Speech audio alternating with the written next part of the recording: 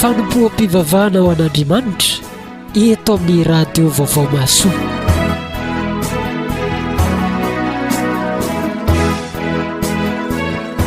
Iandreketan'ny fiangonana protestanta malagasy trano zoro an-trano biriky izay ho tarihan'ny mpitandrina Rasolofotiana Miarintsoa.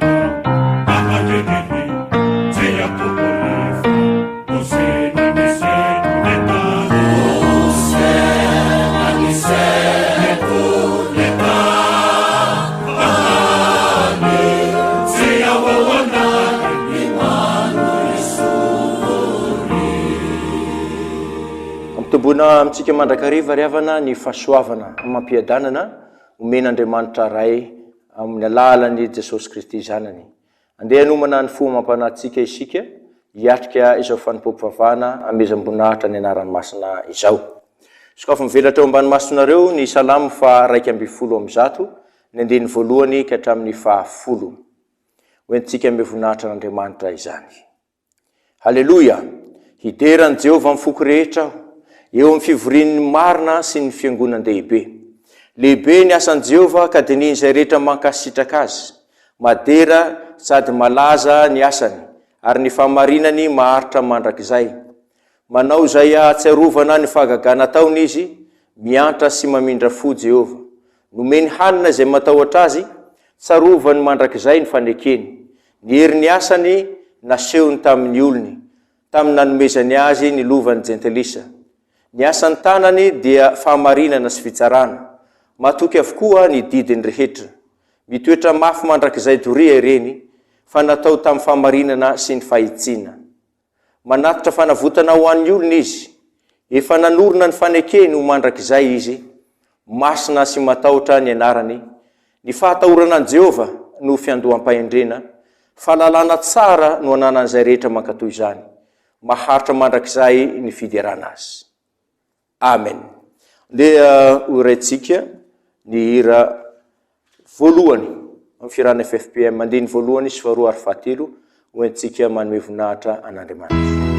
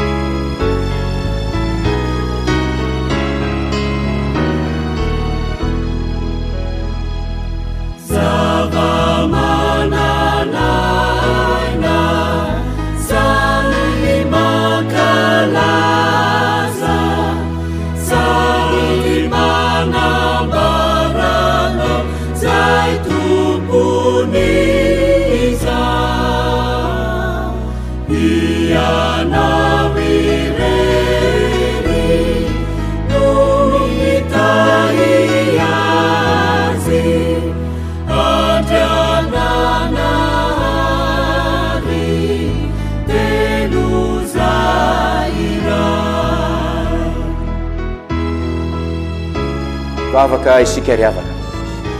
Andriamanitra rainay eo, hideranao izahay amin'ny alalan'izao fiarahana mivavaka eto amin'ity onjam-peo izay efa nekenay, iarahanay miantso ny anaranao. Ianao lay mitoetra ny amin'ny avo, ianao lay manao fahagagana eo amin'ny fiainanay, ianao lay efa nitantana anay tamin'ny tanagavanan'ny fahamarinanao. Menao izay sakafo saza mandrakariva izay Tompo, ary tsy diso zavatsoa ny fiainanay. Ankehitriny ianao lay mitoetra amin'ny mandrakizay doria, misandrata asehoiny voninahitra ao sy ny fahatsaranao. Ary aoka ianao Andriamanitra hiasa mahery aoka ianao Andriamanitra hiteny aminay indray androany amin'ny alalan'izao fanimpom-pivavahana izao. Omeo anay ny fanainao masina ary aza mitsahatra Andriamanitra hiteny anay raha tsy azonay ao amin'ny fankatoavana izany afatra masina omenao izany. Dia mino matokany Andriamanitra fa ny fotoana rehetra izay tanterahana androany dia ho voninahitry ny anaranao rery any. Amin'ny anaran'i Jesosy Kristy. Amen. Ny laharan-kira 5:700 andininy voalohany no ataontsika dia iroso mivavaka magina isika.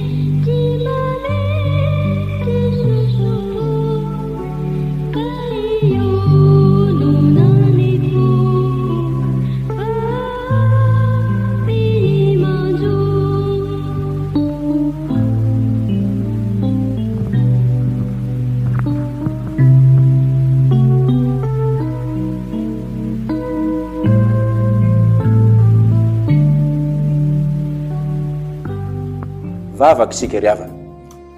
Raha eo misaotranao zay afaka miroso eto amin'ny fanatrehanao manetry tena. Raha mandinika ny fiainanay izahay dia tsaronay fa manalavitra anao mandrakariva amin'ny fisainana amin'ny fomba mampanao. Tsy mahafoy ny zavatra rehetra noho ny aminao izahay ry Tompo. Fa misy eo amin'izay zavatra nananay ary. Na ny fotoana iainanay dia eritreretinay fa mbola anay ihany izany. Andriamanitra, mampianara anay mba hahay hanompo anao amin'ny fahafoizana tena, fahafoizana fotoana, fahafoizana vola mankarena, fahafoizana ny zavatra rehetra. Esory ao anatinay Tompo ny fitiavan-tena, esory ao anatinay ny fanany fakihirana, fa ataovy tena manolotra ny tenanay tokoa amin'ny zavatra rehetra izahay. Ary misy matoky fa ianao mamindra fosy miantra, mamela heloka, tsy mandray anay araka ny fahalemenay fa araka ny indrafonao lehibe. Ary zany vavaka izany Jesosy dia kambanay amin'ilay vavaka nampianarinao manao hoe rainay eo izay ny an-danitra ho amasinina anie ny anaranao, ho tonga anie ny fanjakanao, atao anie ny sitraponao ety an-tany tahaka ny any an-danitra. Meo anay anio ny anina sahaza anay ary mamela ny heloka tahaka ny namelanay iza meloka taminay, ary aza mitondra anay amin'ny fakapanahy fa manafahanay amin'ny ratsy, fanao ny fanjakana sinery ary voninahitra mandrakizay. Amen. Mandeha ataontsika aloha ny laharan-kira 4:500 sy 300 andininy voalohany.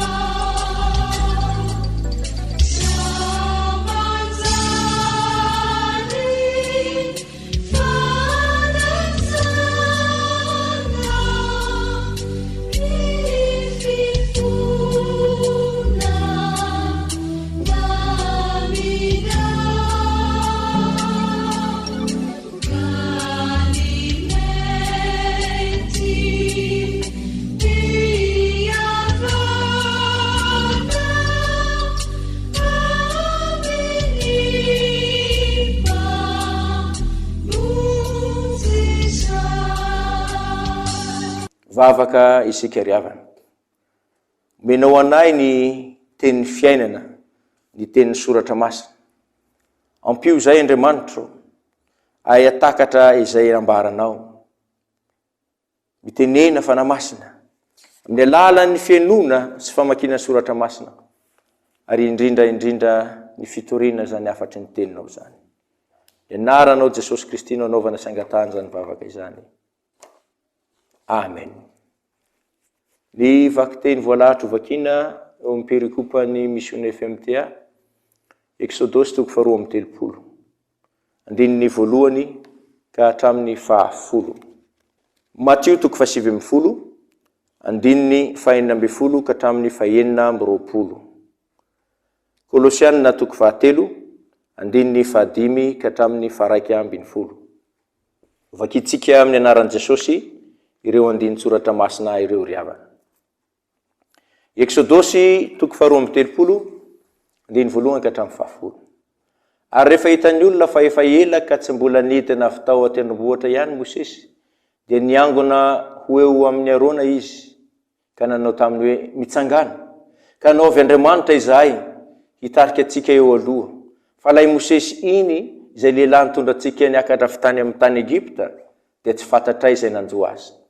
Ary hoy Arona taminy, romboto ary ny kavim-bolamena izay eny amin'ny sofiny vadinareo sy ny zanakareo lahy ary ny zanakareo vavy, ka eto aty amiko. Ary ny olona rehetra dia nanrombotra ny kavim-bolamena izay teny amin'ny sofiny, ka nitondra azy ho eo amin'ny Arona.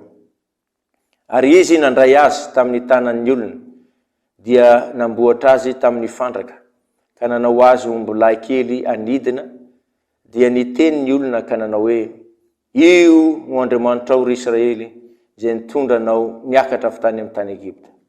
Ary raha hitan'ny Arona izany, dia nanao alitara teo anoloana izy, ary dia niantso Arona ka nanao hoe, andro firavoravona ho an'i Jehova raha ampitso. Dia nifoha maraina koa ny olona, ka nanaritra fanaritra dorana sy nitondra fanatim-pihavanana, ary nipetraka ihinana sy isotro ny olona, dia nitsangana ilalao.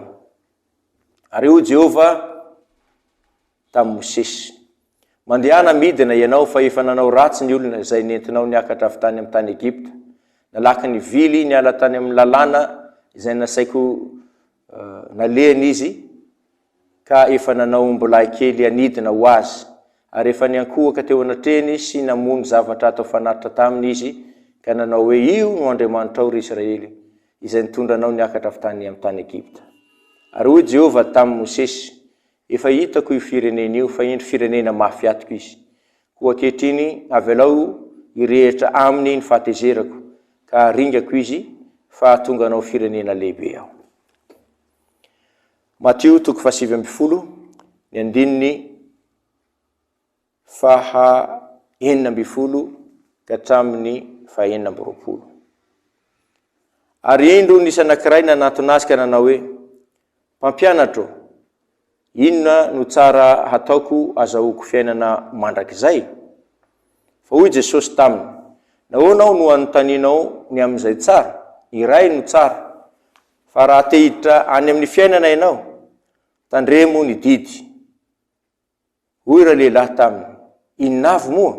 Dia hoy Jesosy, ny hoe aza mamono olona, aza mijangajanga, aza mangalatra, aza mety ho vavolombelona mandainga, manajany rainao sy ny reninao, ary tiavany namanao tahaka ny tenanao. Hoy ilay zatovy taminy, zany rehetra zany efa voatandroko avokoa, fa inona tsy mbola mahatanteraka ahy? Dia hoy Jesosy taminy, raha te ho tanteraka ianao mandehana amin'ny dio ny fanananao, ka omeo malahelo, dia hanana rakitra any an-danitra ianao, ary avia hanaraka ahy. Fa noho nandre zany teny zany ilay zatovo, dia niala tamin'ny alahelo izy satria nanana fananana be. Dia hoy Jesosy tamin'ny mpianany, lazaiko aminareo marina tokoa, fa sarotra nidiran'ny mpanan-karena amin'ny fanjakan'ny lanitra. Ary hoy izao aminareo indray, moramora kokoa nidiran'ny rameva amin'ny vody fanjaitra noho nidiran'ny mpanan-karena amin'ny fanjakan'Andriamanitra. Ary noho nandre zany ny mpianatra, dia talanjana indrindra ka nanao hoe, izy indray no vonjena. Ary Jesosy nijery azy ka nanao hoe, tsy hain'olona izany, fa hain'Andriamanitra ny zavatra rehetra. Kolosianina 3:5 ka hatramin'ny 11. koa vonoy ny momba ny tenanareo izay ety tany dia fijangajangana, falitona, firetam-po, fanerian'ny ratsy ary fieremana dia fanompo-tsampy izany. Fa izany zavatra izany no mahatonga ny fahatezeran'Andriamanitra amin'ny zanaky ny tsy fanarahana. Izany koa ny nalenareo fa iny fony mbola velona taminy ianareo. Fa ankehitriny esory koa izao rehetra izao dia ny fahatezerana, fiafinafonana, lolo-po fitenenan'ny ratsy, teny mahamenatra avy amin'ny vavanareo. Aza mifandanga ianareo fa efa narenareo ny toetra taloha mba amin'ny asany, ary efa notafianareo ny toetra vaovao izay avaozina ho amin'ny fahalalana tsara araky ny endrik'ilay nahary azy. Fa amin'izany dia tsy misy jentilisa sy jiosy, na voafora sy tsy voafora, na barbarianina sy skitianina, na andevo sy tsy andevo, fa Kristy no zavatra rehetra sady amin'ny rehetra. Amen. Endriavana, sotra ny tompontsika eny amin'izany soratra masina nyvakina teo izany. Ataontsika ny raha raika amin'ny 310 dia ny voalohany dia renesitsika ny afafontenina. Tsy hangina reny hoby no ianao riziona, fa miposaka aminao ny fahazavana soa, ny fandilompamonjena indro fatorina, hanazava ny olona tompo, mivoaha asandrato mifanerasona re, tsenao re mimpanjaka fahavy amina, mifamonjeny sy milova zay atolony anao, satria anao de tsy voiny. Tombona amintsika mandrakariva riavana ny fahasoavana ombana mampiadanana avy amin'Andriamanitra Ray sy Jesosy Kristy zanany. Ny lohahevitra ampanjintsika dia ny hoe mahafoy ny zavatra rehetra ny mino noho ny amin'ny tompo, ary mbola ao anatin'ilay lohahevitra itsika hoe tsy manompo sampy ny mino. Izany fanompo-tsampy izany no heveriko fa fakapana lehibe mafy misitona ny zanak'olombelona manoloany ny ady zay atreny ety an-tany. Zay reantsika ny Exodosy 2:3 ka hatramin'ny 10. Io no ahitantsika fa eo ampototry ny tendrombohitra Sinay zanak'Israely, ary anome ny didy 10 Jehovandriamanitra ka i Mosesy no nantsony hiakatra ny tendrombohitra mba atolony ho an'ny Mosesy ho an'ny zanak'Israely zany didy 10 zany. Naharitra ela ny dian'ny Mosesy, ary rehefa naharitra ela ny fiakaran'ny Mosesy tany tendrombohitra dia nalaim-panahy nametra-panontaniana ny zanak'Israely hoe fa maty any ve iny sa mbola velona mbola tsy miveriny? Ary niteny tamin'ny Arona izy hoe tena tsy mety aminay zao tsy manana Andriamanitra zao, fa tsy aiza ny afaran'iny Mosesy iny fa izahay anamboary Andriamanitra. Ny tsoakevitra voalohany azontsika jerena mengy amin'ny lahatsoratra dia tsy mety amin'ny olombelona ny tsy manana Andriamanitra. Zay dia tadidio zay. Tsy maintsy mila hery izay heveriny lehibe noho izy ny olombelona ka hivavahana, hianteherany, anankina ny fiainany.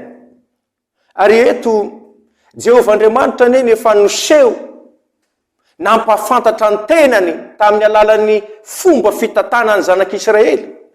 Ny loza 10 tany Egypta tsy efa fanehoan'i Jehovandriamanitra ny heriny ve zany?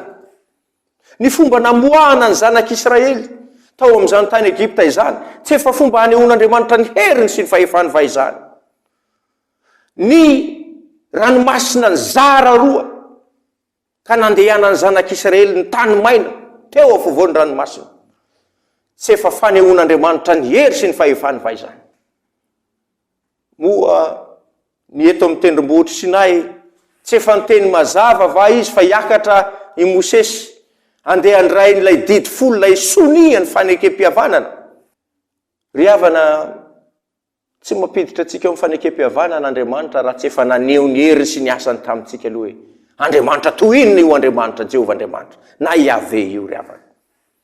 Fa ny zanak'Israely mafiatoka mafy atoka, manamafy ny fony manao zay saim-pantany, milaza ho mpanaradian'i Jehova nefa tsy manaiky izay fitarihana omeny Jehova Andriamanitra.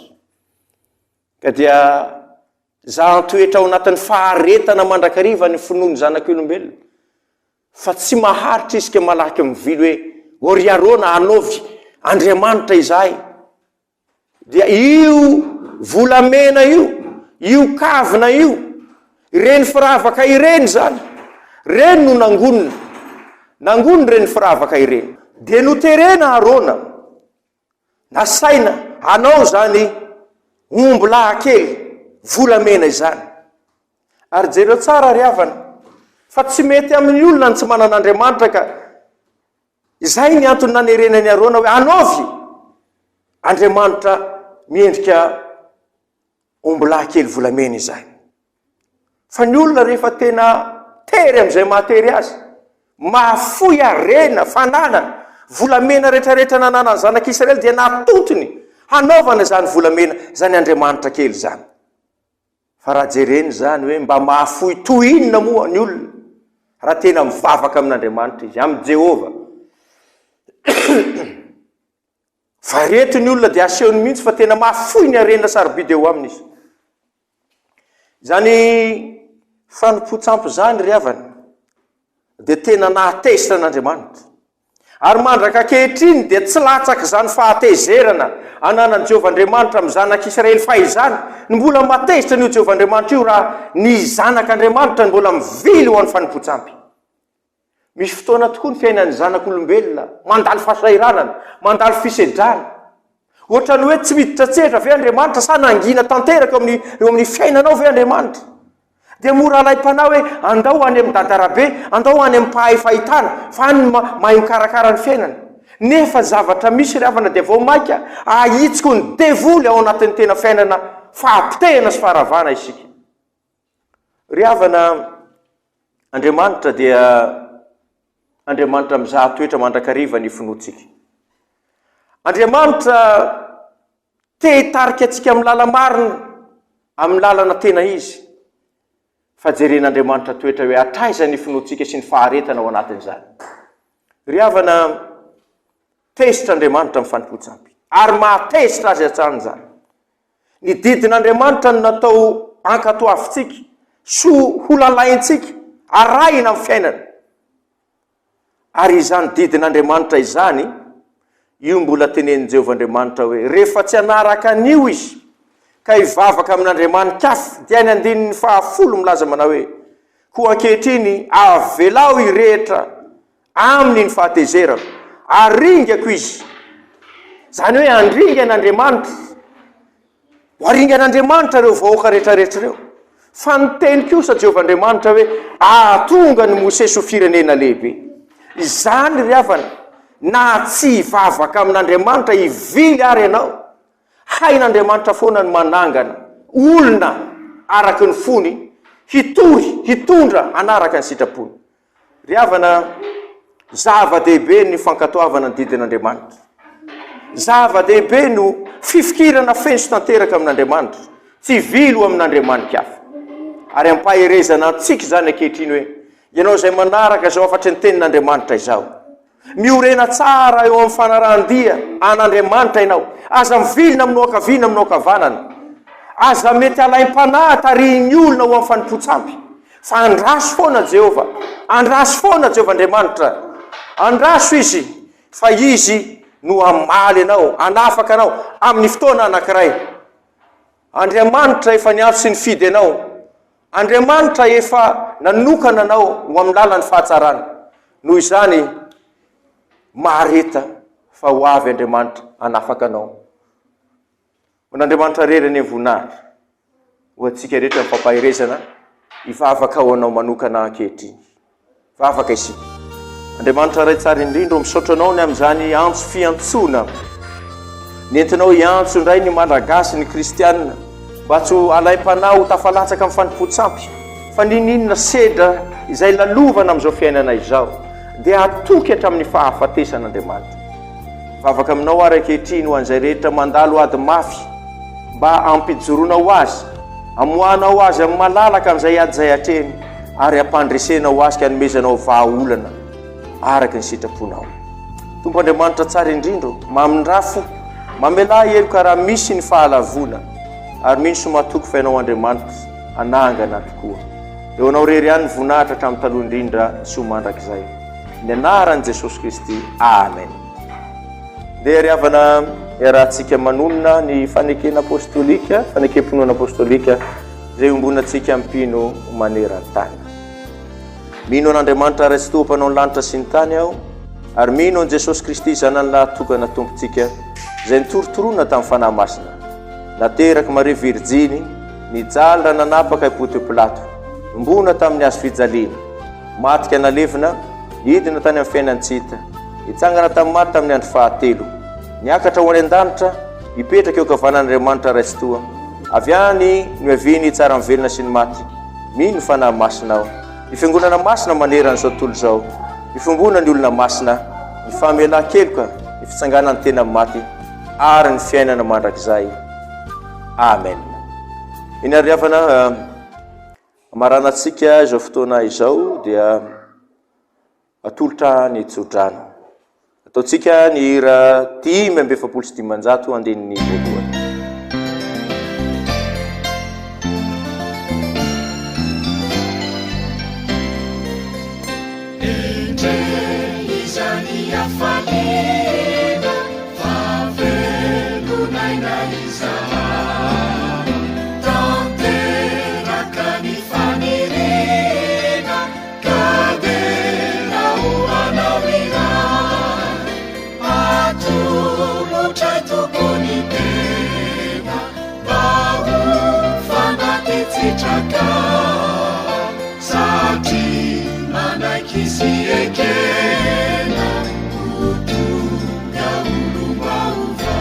Raiso ampinoana ny tsodrano izay tolotra amin'ny anaran'i Jesosy Kristy fa tanteraka izany ao amin'ny fiainanareo izy. Andriamanitra ny faharetana ne ampitoetra ao anatinareo ny fahatokisana hatramin'ny fahafatesana, ka tsy vilona moa amin'ny akaviana amin'ny akavanana, fa hifikitra amin'Andriamanitra velona. Izy ampahalalaka ny fiainanareo, hitondra fitehina mahatretrika, ampitsahatra ny adinareo Andriamanitra hapiditra anareo amin'ny fiadanana. Mandehana amin'ny fiadanan'ny Tompo. Amen. Ho an'Andriamanitra rery ihany vonahitra hatramin'ny taloha indrindra sy mandrakizay, amin'ny anaran'ny Ray sy ny Zanaka ary ny fanahy masina. Amen. Misaotra an'Andriamanitra isika ny amin'ny fotoana tanteraka androany, dia ny lara-taribiafana mifandray amin'ny tenako ny pasteur Rasoloftina miary intsoa 033 33 852 90 ary ny telma kosa 034 13 852 90. Samita in'Andriamanitra.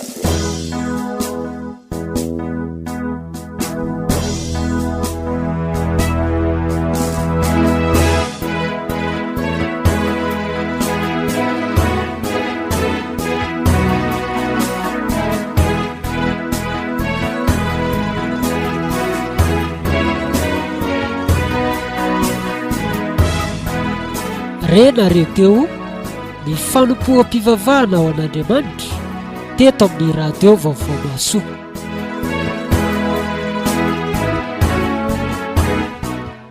Izay niarahana tamin'ny fiangonana protestanta malagasy Tranozoro Tranobiriky, notarian'ny mpitandrina Rasoloftina miary intsoa.